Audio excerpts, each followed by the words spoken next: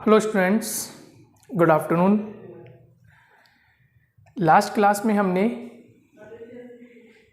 पृथ्वी की आंतरिक संरचना जो टॉपिक था हमारा उसको स्टार्ट किया था और लास्ट हमने दबाव और तापमान जो अप्राकृतिक स्रोत हैं, आर्टिफिशियल सोर्स हैं पृथ्वी की आंतरिक संरचना को जानने के लिए, उसमें सबसे पहले हमने पढ़ा था घनत्व, डेंसिटी।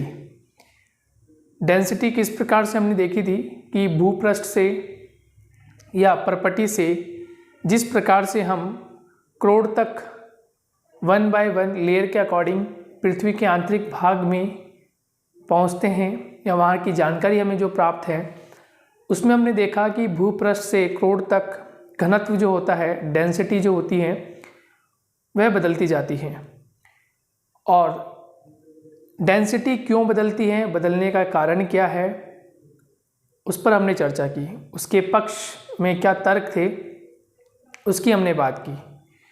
फिर हमने लास्ट क्लास में चर्चा की दबाव और तापमान की, कि दबाव किस प्रकार से पृथ्वी के आंतरिक भाग में हमें देखने को मिलता है, और जैसे जैसे भूपृष्ठ से हम आंतरिक भाग की ओर जाते हैं तो दबाव जो है वो अधिक होता जाता है।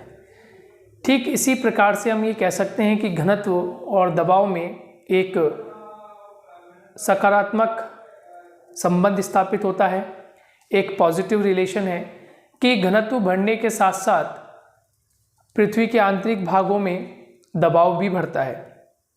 लेकिन ठीक उसके विपरीत यदि हम तापमान की बात करें तो तापमान कुछ सीमा तक बहुत अधिक होता है, लेकिन उसके पश्चात जब और अधिक आंतरिक गहराई में या और अधिक हम क्रोड तक पहुंचते हैं तो ऐसी स्थिति में तापमान जो होता है वो घटती दर से घटना शुरू हो जाता है, और तापमान जितना हम अनुमान लगाते हैं तापमान उतना नहीं रह पाता और तापमान घट जाता है।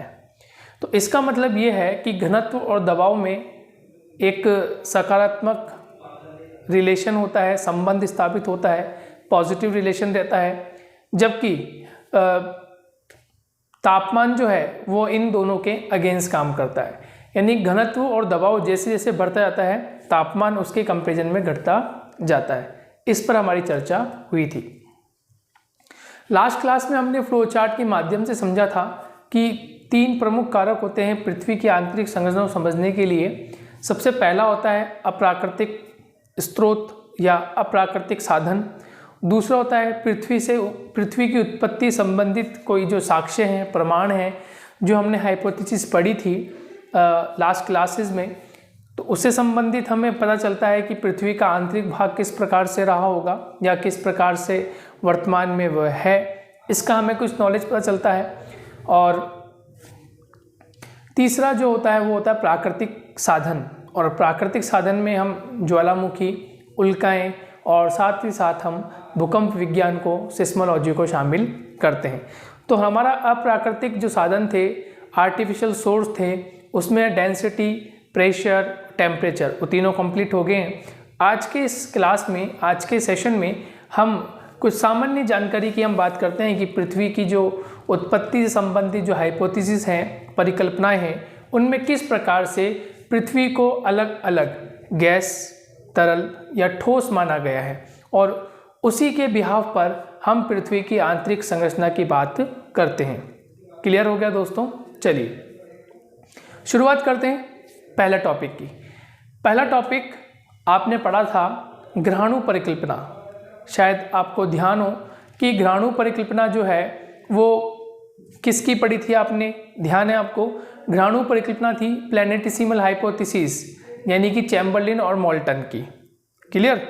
चैम्बरलिन और मोल्टन की जो हाइपोथेसिस थी उसमें आपने ये पढ़ा था कि इस ब्रह्मांड में 2 तारों के माध्यम से, ठीक है, क्योंकि चैम्बरलिन और मोल्टन की जो थ्योरी थी, हाइपोथेसिस थी, वो ड्यूलिस्टिक थी, और वह मानते थे कि 2 तारों के माध्यम से हमारे सौरमंडल की या हमारी पृथ्वी की उत्पत्ति उन्होंने मानी थी।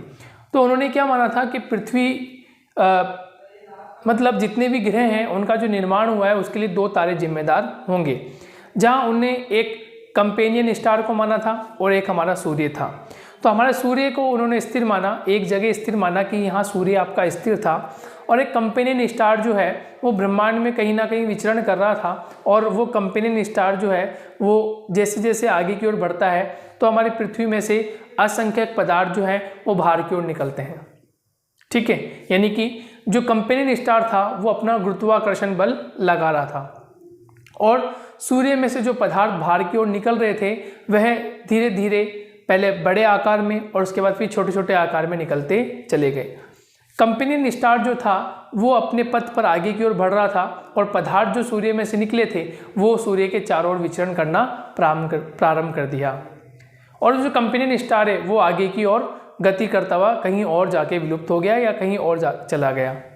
अब जो पदार्थ सूर्य में से निकले थे वो पदार्थ बाहर निकल गए, लेकिन वापस पुनः नहीं जा सके। वापस सूर्य के अंदर गुरुत्वाकर्षण शक्ति वो इतनी नहीं रही होगी, क्योंकि दूरी बढ़ गई होगी। हमने पढ़ा था कि दो पदार्थों के मध्य यदि दूरी कम होगी तो जो पदार्थ ज़्यादा भारी होगा या जो पदार्थ का गुरुत्वाकर्षण अधिक होगा वो दूसरे पदार्थ को अपनी ओर आकर्षित कर लेता है। लेकिन यहीं दूरी बढ़ जाती है, दूरी बढ़ने के कारण उनमें इतनी शक्ति नहीं होती या इतना आकर्षण नहीं कर पाता, लेकिन फिर भी वह सूर्य के चारों ओर या जो हमारा प्रधान सूर्य है उसके चारों ओर ये घूमते रहते हैं। तो वह जो पदार्थ बाहर निकले थे उन पदार्थों ने छोटे पदार्थों को अपनी ओर आकर्षित कर लिया और वो बड़े बड़े पदार्थों में बन गए, और उसी को हमने क्या नाम दिया, उसी को हमने नाम दिया प्लैनेटिसिमल, या हमने नाम दिया ग्रहाणु।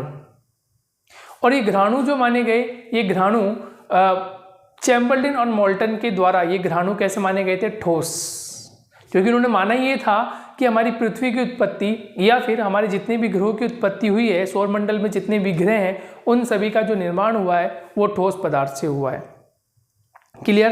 तो एक थ्योरी, एक हाइपोथेसिस आपको समझ में आ गई चैम्बरलिन और मोल्टन की। कौन सी थी? ग्रहाणु परिकल्पना, जो ये मानती है कि हमारी जो पृथ्वी थी या जितने भी ग्रह थे वो सारे के सारे कैसे एक ठोस पदार्थ से बने हैं। Is it clear?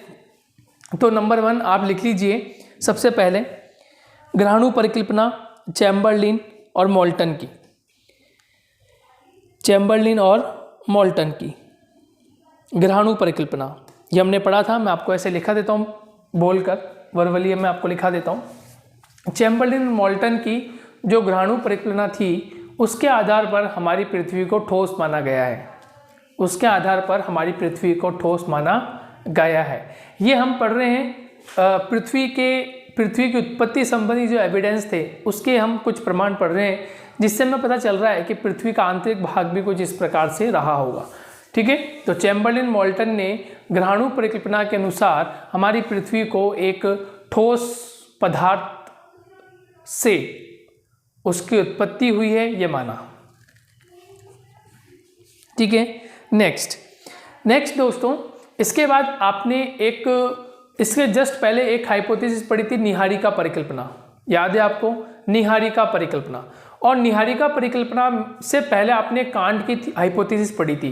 कांट की हाइपोथेसिस में क्या माना गया था कि ये जो निहारिकाएं हैं या जो छोटे छोटे जो पदार्थ हैं वो कहीं ना कहीं कैसे हैं, वो कहीं ना कहीं ठोस अवस्था में रहे होंगे। ठीक है, और जब उनमें कहीं घर्षण हुआ होगा या उनमें जब संकुचन हुआ, कोलिजन हुआ होगा, तो उनमें धीरे धीरे कोलिजन होने से हीट पैदा हुई होगी, और हीट पैदा होने से फिर वो वस्तु जो थी या वो जो कण जो थे वो धीरे धीरे गतिमान हो गए। तो ये थोड़ा सा कन्फ्यूजन था, कांट का जो हाइपोथेसिस था वो थोड़ा सा सही नहीं था। लेकिन कांट के बाद जो एक व्यक्ति आए उनकी हाइपोथेसिस थी नेबुलर हाइपोथेसिस ऑफ लाप्लास, याद आ रहा है आपको? 1795 में लाप्लास ने नेबुलर हाइपोथेसिस को जन्म दिया, और जिसमें उन्होंने माना कि ये जो पदार्थ हैं या ये जो निहारिका है वो ऑलरेडी उन्होंने उष्ण मानी, यानी कि गर्म थी निहारिका। और जब किसी वस्तु में या कोई वस्तु जब गर्म होती है तो नेचुरली है कि उसमें गैस होती है। कोई वस्तु जब कोई गर्म होती है कोई वस्तु तो नेचुरल है उसमें गैस होती है, और यदि आप उस वस्तु को हिलाते हैं या मूवमेंट करती है तो उसमें से गैस बाहर निकलती है। फॉर एग्जांपल आप देखिए कि आप अब मार्केट से मिल्क लेकर आए और मिल्क को आपने बॉईल किया, तो आपने क्या दिया उसको हीट, और हीट देने से आप क्या देखते हैं कि हमारा जो मिल्क है वो गर्म होना शुरू होता है, गर्म होना प्रारंभ होता है। लेकिन जब वो गर्म हो जाता है और जैसे आप आपके बर्नर को ऑफ कर देते हैं तो उसमें से गैस निकलती रहती है, यानी कि उस मिल्क में से गैस निकलती है, राइट। या पानी को बॉईल करते हैं, पानी को भी आप बॉईल करते हैं, पानी को जब आप बॉईल करते हैं और पानी जब गर्म हो जाता है तो आप देखते हैं उसमें से ऊपर की तरफ से हीट निकलती रहती है, या सॉरी गैस निकलती रहती है, देखा होगा आपने। तो इन्होंने माना कि पृथ्वी की जो उत्पत्ति है या जितने ग्रहों की जो उत्पत्ति हुई है वो उष्ण निहारिका के माध्यम से हुई है। और चैम्बरलिन ने तो माना था ठोस है, लेकिन जो लाप्लास है इन्होंने माना कि पृथ्वी की उत्पत्ति किस प्रकार से हुई है, गैसीय पदार्थ से हुई है। इसलिए ये मानते हैं कि पृथ्वी के आंतरिक भाग में भी गैसीय पदार्थ होंगे। लिख लीजिए आप, निहारिका परिकल्पना से प्रतीत होता है कि निहारिका परिकल्पना से प्रतीत होता है कि निहारिका परिकल्पना से प्रतिपादित होता है कि पृथ्वी का आंतरिक भाग, पृथ्वी का आंतरिक भाग गैसीय अवस्था में होगा, गैसीय अवस्था में होगा, गैसीय अवस्था में होगा। परंतु देखिए चैम्बरलिन और मोल्टन की जो हाइपोथेसिस थी उन्होंने कहा था ठोस, अभी मैंने अभी चर्चा की ठोस कहा था। तो ठोस तो कुछ समझ में आता है, ठोस इसलिए समझ में आता है, उसका एक कारण ये है कि हमारी पृथ्वी घूर्णन कर रही है अपने अक्ष पर रहकर, ठीक है। पृथ्वी का जो अपना अक्ष है उस पर रहकर हमारी पृथ्वी घूर्णन कर रही है, सूर्य के चारों ओर परिक्रमा कर रही है। तो यदि हमारी पृथ्वी के आंतरिक भाग में गैसीय अवस्था होती तो इट्स मीन्स वह गैस कहीं ना कहीं से रिलीज होती। और अंततः हम क्या देखें कि पृथ्वी के आंतरिक भाग में यदि गैस का निर्माण है, गैस से यदि पृथ्वी का आंतरिक भाग निर्मित है तो फिर वो गैस जो है रिलीज हो जानी चाहिए। और हमारी जो पृथ्वी है वो, या जितने भी ग्रह हैं, यदि हम उनको मानते हैं कि पृथ्वी की आंतरिक संरचना गैस से हुई है तो इसका मतलब गैस निकल जाने के बाद हमारी पृथ्वी जो है सिकुड़ जानी चाहिए थी। आई थिंक ये होना चाहिए था, ठीक है। तो गैस जैसा कोई जो तत्व है आंतरिक भाग में होगा ये अभी कुछ प्रमाणित नहीं कर रहा। हाँ, लेकिन ठोस होगा ये तो कुछ हद तक प्रमाणित कर रहा है। जो अभी हम पहले दबाव तापमान की भी चर्चा की थी हमने कि जो चट्टानें वायु तत्वों से बनी है, उल्काओं का पृथ्वी तक आना ये भी चर्चा का विषय है। तो इससे प्रतीत होता है कि पृथ्वी के आंतरिक भाग में लोहे निकल के पदार्थ हैं। इसका मतलब ये है कि वहाँ घनत्व अधिक है, दबाव अधिक है, क्लियर। और वहाँ पर दबाव और घनत्व अधिक होने के कारण वह पदार्थ भारी होंगे, भारी होंगे इसका मतलब ठोस होंगे, क्योंकि पृथ्वी घूर्णन भी कर रही है और परिक्रमण भी कर रही है। इसका मतलब भारी पदार्थ होने के कारण वह ठोस होगी। तो ये तो काफ़ी हद तक बात सिद्ध होती है कि ये ठोस होगी। लेकिन वहीं तीसरी परिकल्पना जो है, तीसरी परिकल्पना दी थी ज्वारीय परिकल्पना, और जेम्स जीन्स की परिकल्पना है, आपको याद होगा मैंने आपको पढ़ाया जेम्स जीन्स की परिकल्पना। और जेम्स जीन्स की परिकल्पना में भी ये माना जाता है कि 2 स्टार रहे होंगे, वहाँ पर भी 2 स्टार माने थे या 2 सूर्य माने थे कि 2 सूर्य रहे होंगे, एक हमारा सूर्य और एक इस ब्रह्मांड में विचरण करता हुआ कोई स्टार, कोई तारा रहा होगा। और ये तारा जब धीरे धीरे हमारे सूर्य के पास आ रहा था तो ये गुरुत्वाकर्षण बल लगा रहा था, और गुरुत्वाकर्षण बल लगाने के कारण हमारे सूर्य में से पदार्थ बाहर की तरफ निकले, जिसको इन्होंने नाम दिया था फिलामेंट, या सिगारनुमा आकृति दी थी, ठीक है। या वह जो पदार्थ बाहर निकला था उसको नाम दिया ज्वारीय पदार्थ। क्या नाम दिया था? ज्वारीय पदार्थ, जो कि कैसे थे? उष्ण थे, जो कि कैसे थे? उष्ण थे। जब ये पदार्थ बाहर निकल गए और अलग हो गए तो अलग होने के परिणाम स्वरूप हमें क्या देखने को मिलता है, ये वापस उस स्टार के साथ भी ना जा पाए, और जो जिस सूर्य से निकले थे, यानी हमारे सूर्य से में से जब निकले थे तो ये पुनः हमारे सूर्य में भी नहीं आ पाए, और ये सूर्य के चारों ओर परिक्रमण करने लग गए। तो यहाँ से प्रतीत होता है, और हम ये भी जानते हैं कि पृथ्वी का ऊपरी भाग जो था वो उष्ण रहा होगा, पृथ्वी का ऊपरी भाग जो रहा होगा वो उष्ण रहा होगा। और उष्ण होने के साथ साथ जब हमारी पृथ्वी ठोस हो रही होगी समय के साथ साथ, तो ठोस होने का कारण ये रहा होगा कि वह गैसीय अवस्था से पहले तरल अवस्था में आई होगी। हमारी पृथ्वी जो है वो गैसीय अवस्था से पहले तरल अवस्था में आई होगी। जैसे कोई भी वस्तु है, फॉर एग्जांपल मैं आपको समझाता हूँ। जैसे मान लीजिए गुड़ है या चीनी है। गुड़ या चीनी ठोस अवस्था में है, मान लेते हैं हम सबसे पहले ये ठोस अवस्था में है। अब ठोस अवस्था से यदि हमें इसे लिक्विड में बनाना हो, ठोस अवस्था से यदि हमें इसे लिक्विड में बनाना हो तो लिक्विड बनाने के लिए हम क्या करेंगे, इसमें पानी डालकर हीट देंगे तो ये पिघल जाएगी, तरल हो जाएगी। Is it clear? अब यदि उस तरल पदार्थ को पुनः ठोस में बदलना हो तो आप क्या करेंगे, उसे आप कुछ समय के लिए रख देंगे और उसमें से जो ऊष्मा, जो तरल हमने किया था उसको, और उसमें जो ऊष्मा निहित है वो ऊष्मा ही उसको तरल बनाए रखी हुई है। अब जैसे ही उसमें से ऊष्मा रिलीज हो जाएगी, धीरे धीरे वो ठंडी हो जाएगी और धीरे धीरे वो ठोस हो जाएगी। क्या ये बात समझ में आई आपको? तो ठीक उसी प्रकार से हमारी पृथ्वी जो है, हमारी पृथ्वी में हम ये मान लेते हैं कि ये गैसीय अवस्था में रही होगी या उष्ण अवस्था में रही होगी, हम ये मान लेते हैं। ठीक है, यानी कि हम सहमत हो जाते हैं लाप्लास की उस हाइपोथेसिस से, जो ये मानता है कि पृथ्वी का जो आंतरिक भाग है या पृथ्वी की जो उत्पत्ति है वो गैसीय अवस्था से हुई होगी। और कैसे प्रमाणित करते हैं अभी हम देखते हैं। उसके पश्चात हम ये देखते हैं कि गैसीय अवस्था और धीरे धीरे तरल अवस्था में बनी होगी। जो गैसीय अवस्था थी वो जो पदार्थ थे, यानी पदार्थों में गैस निहित थी, यानी पदार्थ हमारे उष्ण थे तो उसमें गैस निहित थी। और जब गैस निहित थी तो ऐसी स्थिति में गैस रिलीज हुई होगी, गैस रिलीज हुई होगी यानी उस पदार्थ में से गैस निकली होगी। और जब वो गैस निकली होगी तो कुछ समय के लिए वो पदार्थ तरल भी रहा होगा और गैस निकलती रही होगी। और धीरे धीरे कुछ पदार्थ जो तरल हुआ वो धीरे धीरे ठोस अवस्था में बदलता चला गया होगा। ठीक है, इसीलिए आप देखो, अब मैं आपको इससे लिंक कर रहा हूं और इससे समझाना चाहता हूं कि हमारी पृथ्वी पर स्थल मंडल है यानी लिथोस्फीयर है। कैसा है? ठोस। क्लियर? हमारी पृथ्वी पर महासागर है, प्रशांत महासागर, हिंद महासागर, अटलांटिक महासागर, जल से घिरे हुए हैं। तो जल कैसा है? तरल। Is it clear? इसके बाद हमारे इस पृथ्वी के ऊपर चारों ओर क्या बना हुआ? वायुमंडल। वायुमंडल यानी कि उसमें क्या निहित है? वायु निहित है। इसका मतलब उन पदार्थों में से जो गैस निकली होगी वो निश्चित ही है उसने वायुमंडल का निर्माण किया होगा। क्लियर? यहां बात समझ में आ रही है आपको? कॉन्सेप्ट देखिए आप, यदि उस पदार्थ में से गैस निकली होगी तो गैस कहाँ? इस वायुमंडल में संचरण कर रही होगी। और इस वायुमंडल में संचरण कर रही है तो इस वायुमंडल में से उड़ जानी चाहिए थी, या वायुमंडल हमारा और नहीं रहना चाहिए, हट जाना चाहिए था। लेकिन वायुमंडल फिर भी हमारे कांटेक्ट में है। क्यों? क्योंकि पृथ्वी का जो गुरुत्वाकर्षण बल है वो हमारे वायुमंडल को उसने बांध रखा है, यानी अपनी ओर उसने आकर्षित कर रखा है। Is it clear? इसका मतलब गैस जो पदार्थ है वो उससे वायुमंडल का निर्माण हुआ होगा।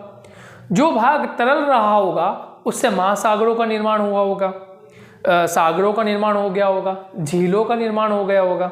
Is it clear? देखिए, हम मैन मेड की बात नहीं कर रहे, जो लेक्स मैन मेड है हम उसकी बात नहीं कर रहे, जो मानव निर्मित झीलें हैं हम उनकी बात नहीं कर रहे, जो प्राकृतिक रूप से बनी हुई है हम उन झीलों की बात कर रहे हैं।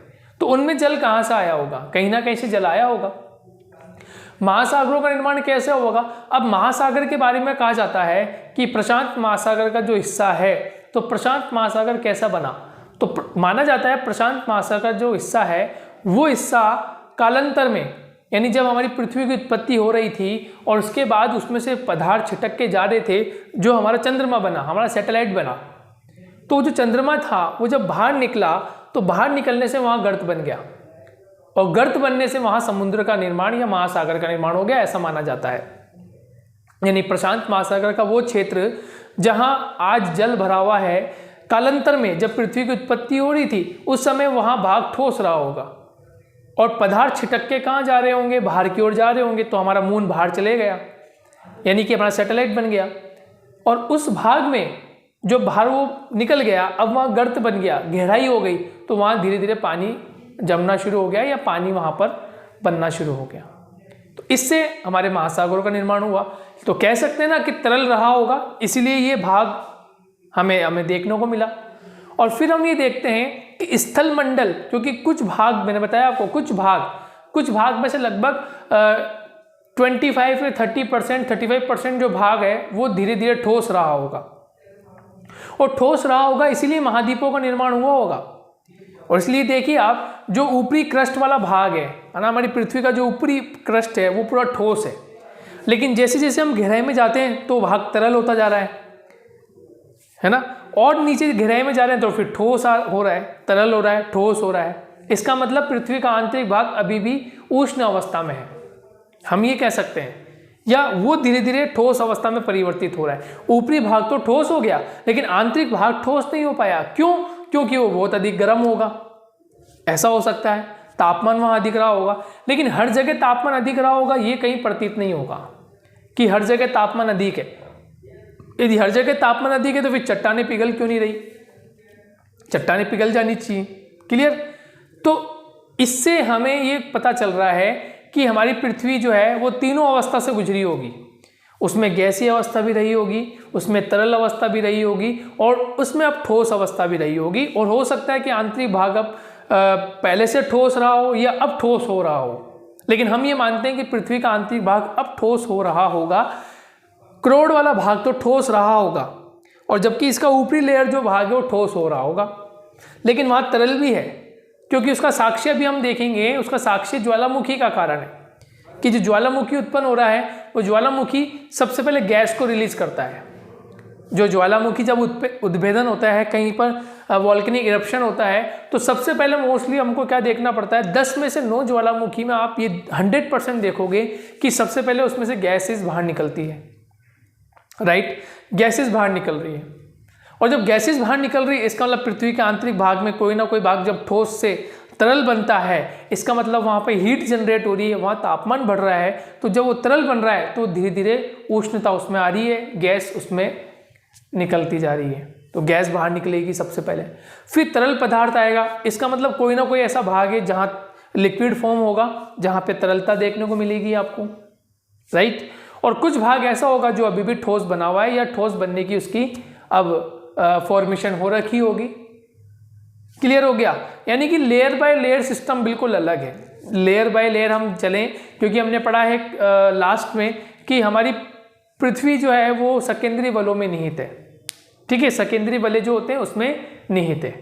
तो इस प्रकार से आपको 3 जो हाइपोथेसिस है उसका ध्यान रखना है। अलग अलग विद्वानों ने अलग अलग बात कही है। Is it clear? ओके, तो लास्ट लिख लेते हैं हम। ज्वारीय परिकल्पना, जेम जीन्स की ज्वारीय परिकल्पना ये कहती है कि पृथ्वी का आंतरिक भाग तरल अवस्था में होगा। लिख लीजिए आप, जेम जीन्स की ज्वारीय परिकल्पना ये कहती है कि पृथ्वी का आंतरिक भाग, क्योंकि हम आंतरिक भाग की बात कर रहे हैं इसलिए थोड़ा सा विवाद है इसमें, आंतरिक भाग तरल अवस्था में रहा होगा। ठीक है? देखिए, तरल है, ठोस है, गैसेस हैं, ये ऐसा क्यों कह रहे हैं? क्योंकि कुछ प्रमाण है। जैसे अभी ज्वालामुखी के बारे में हम पढ़ेंगे, तो ज्वालामुखी जो है, ज्वालामुखी पहले गैस अवस्था में आ रहा है, फिर तरल आ रहा है, फिर ठोस अवस्था भी आ रही है, यानी तरल पदार्थ भी निकल रहा है। जो लावा निकल रहा है वो लावा क्या है? वो एक प्रकार से तरल अवस्था में है। फिर बाद में उसका जैसे जैसे और उद्भेदन होता है तो उसमें फिर बड़े बड़े शिलाखंड, बड़े बड़ी चट्टानें उसमें बाहर निकलती है। इसका मतलब पृथ्वी का आंतरिक भाग ठोस भी होगा। तो तीनों का कॉम्पोजिशन हमें देखने को मिल रहा है पृथ्वी के आंतरिक भाग में। या फिर ऐसी कोई एक्टिविटी होती होगी, ठोस होता होगा, तरल होता होगा, गैसीय फॉर्म में आता होगा, या फिर तरल से फिर ठोस हो जाता होगा, कुछ ऐसा जनरेट होता होगा। ठीक है? लेकिन वो जो भाग है, ज्वालामुखी जो उद्भेदन हो रहा है, वो ज्वालामुखी उद्भेदन क्यों हो रहा है और वहाँ से तरल पदार्थ क्यों निकल रहा है, या तापमान जो है वो तापमान किस प्रकार से वहाँ बढ़ रहा होगा। क्योंकि कल तो हम पढ़कर आए कि तापमान घट रहा है, हम ये पढ़कर आए थे तापमान घट रहा है, लेकिन तापमान बढ़ रहा होगा तभी चट्टानें पिघल रही होगी। तो ऐसा क्यों पिघल रही है, क्या कारण होगा, उस पर हम डिस्कशन करेंगे। तो आपको समझ में आ गया। फ्लो चार्ट में 2 पॉइंट डिस्कस कर लिए, अप्राकृतिक स्रोत कर लिया, और पृथ्वी की उत्पत्ति संबंधी जो प्रमाण है उसमें मैंने आपको तीनों कैटेगरी बता दी। गैसीय अवस्था कौन मानता है, तो आपको ध्यान रखना है लाप्लास, जिनकी निहारिका परिकल्पना है। ठोस कौन मानता है, चैम्बर्लिन और मोल्टन ग्राहणु परिकल्पना के अनुसार। और तरल कौन मानता है, ज्वारीय परिकल्पना के अनुसार जेम जीन्स मानते हैं। Is it clear? तो ये मैटर आपको क्लियर हो गया। अब हम तीसरे मैटर की बात करेंगे, यानी कि जो प्राकृतिक स्रोत है जो हमें दिखाई देते हैं, जो हमें पता चल रहा है, इसके बारे में अन्वेषण कार्य हो चुके हैं, तो इससे पता चलता है कि पृथ्वी की आंतरिक संरचना किस प्रकार की होगी।